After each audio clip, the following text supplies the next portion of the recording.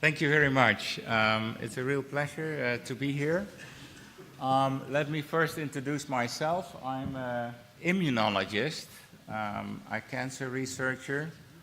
So my knowledge about science education is limited, yet I'm very interested in it. And as a member of the Dutch Academy of Sciences, I have started to initiate in the Netherlands the so-called science hubs at the various universities. And what I would like to do today is go over with you how we did this and what the status of the art is and what we see ourselves as one of the good practices. And I hope you like it as well. What we do in the Netherlands is to try to make a connection between the university, because I think the university has a special duty here.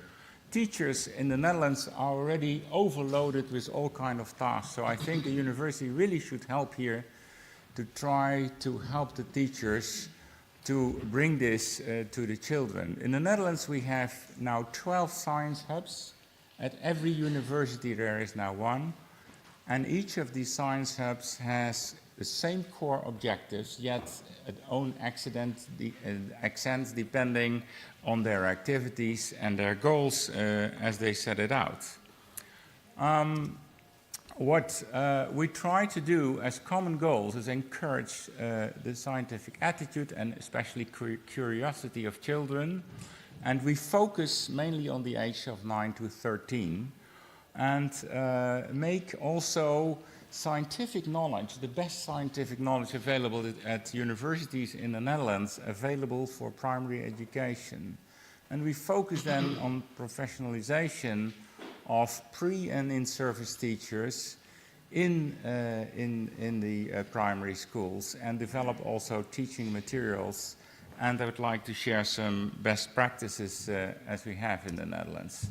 So science is fun in the first place, and this is something which we want to bring out. Science is not boring, but science is really exciting.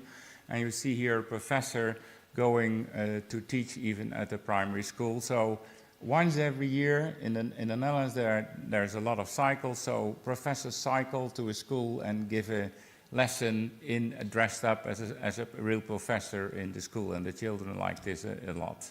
You see there's their vision of how a professor looks like.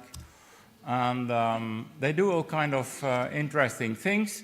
So in the Netherlands, we were the one that started as a science hub in Nijmegen, which is in the eastern part of the Netherlands, close to Germany. And it's one of the largest science hubs. We focus on inquiry-based learning and introduce children and teachers to a wide range of scientific disciplines. And I think it's important to say here that we are not only focusing on natural sciences, but also especially social science and humanities are also dealt with. And most experienced with grade 4 to 6 is where we, what is aged 9 to 12 is where we have most experience, although now we are expanding to younger ages as well.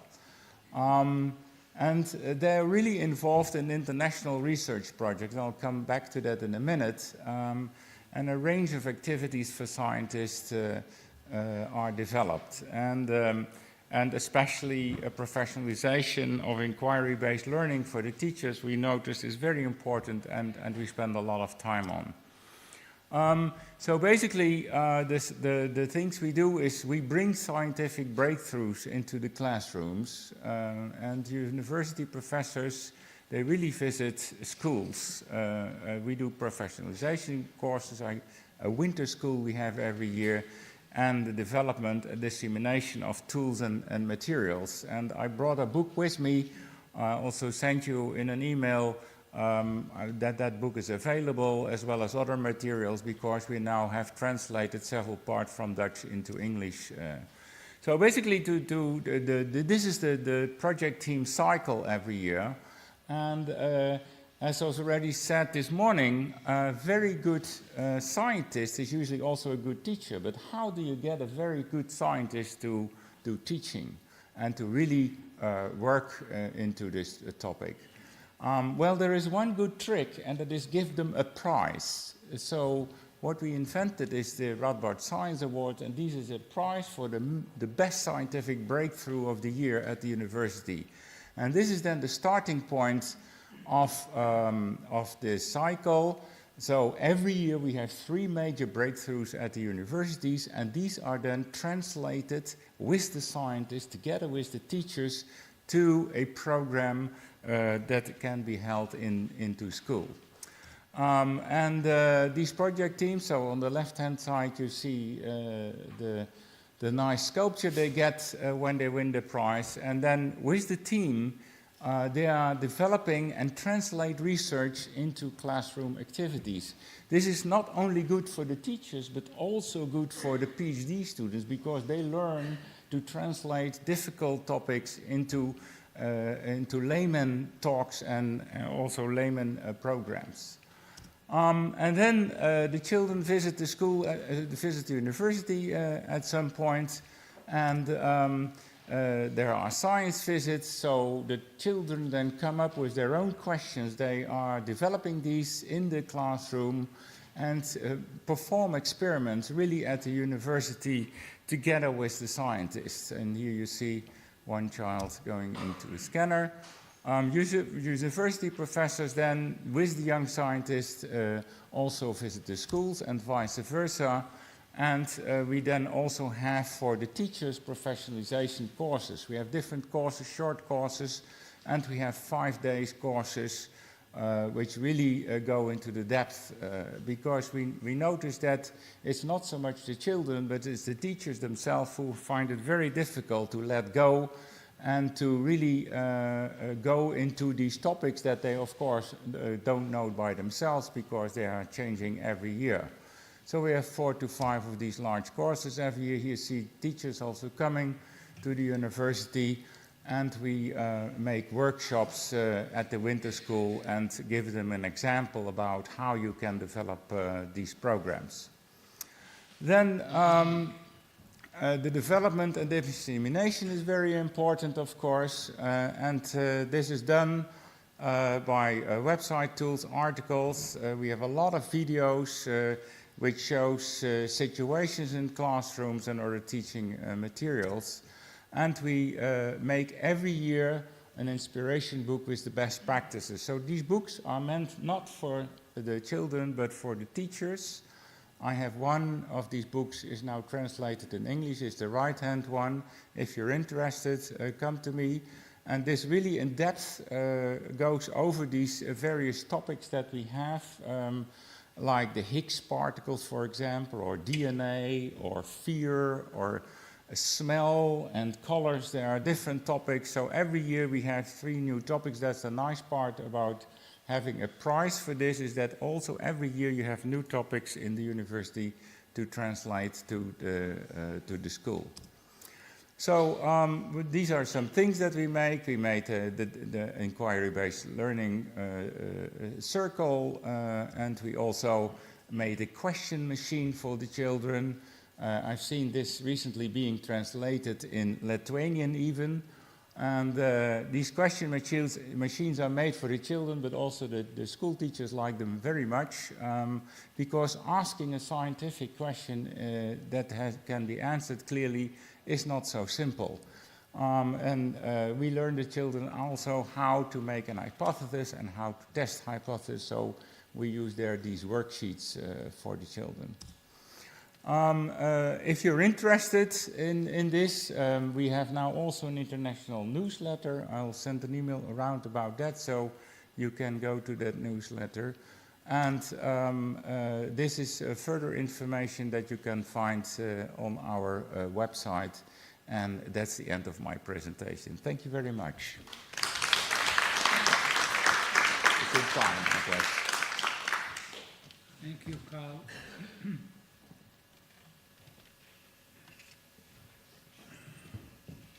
Any question, comment, observations? I think that we should be many. Yes, please.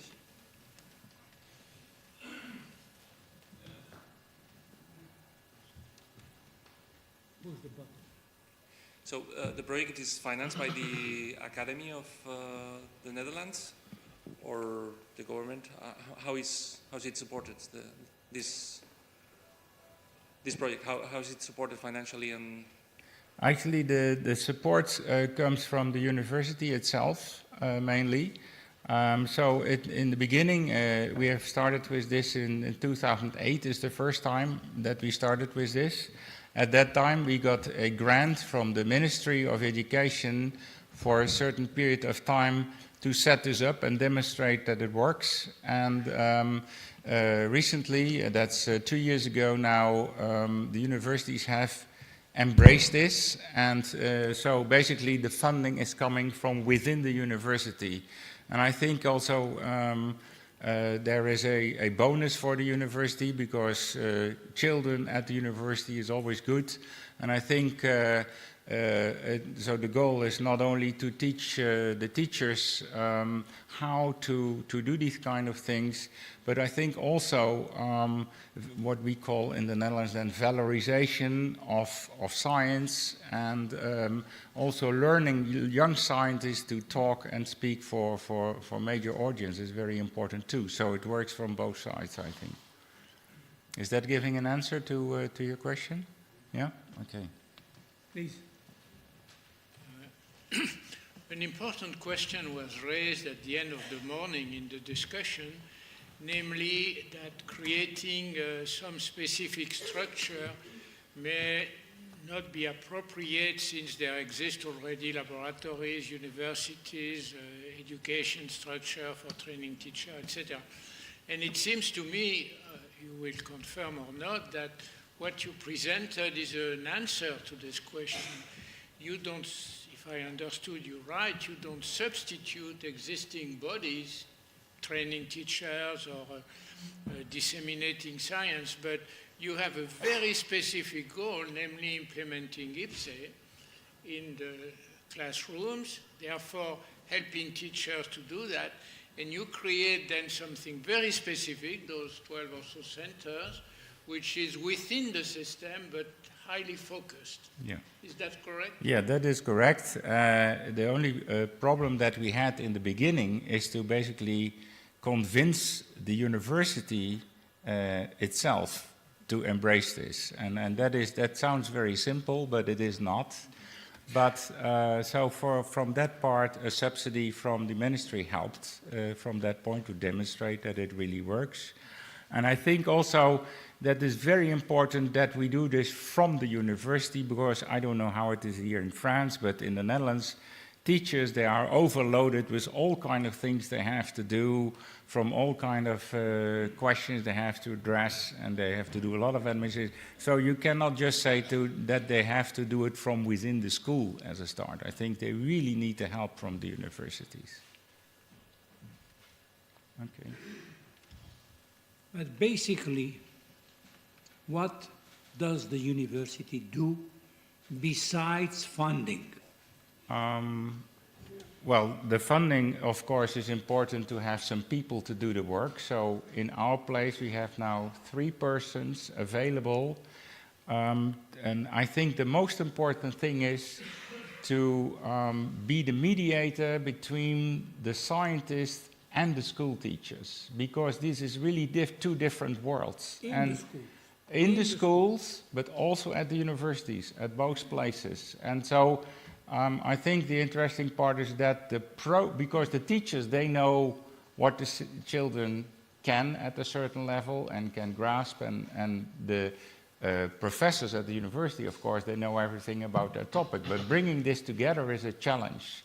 And this is what we do, and it takes also from, let's say, from September to February to really develop this topic, this prize, which was this breakthrough of the year, into a topic that can be done in a classroom. And that is then done for 6 or 7 consecutive lessons, and there they do really their own research on this particular topic. How many schools? We have every year we do this at 10 to 12 schools, because it's very intensive, but the schools are not allowed to do it for more than 2 years with it. After that, they have to do it themselves. But at these winter schools, as you saw, where we get all the teachers, there we have about 300 to 500 teachers every year.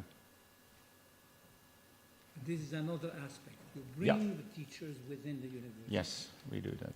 Yeah. Very Okay. enough. Yeah. Monsieur Jacques Lamont, thank you very much.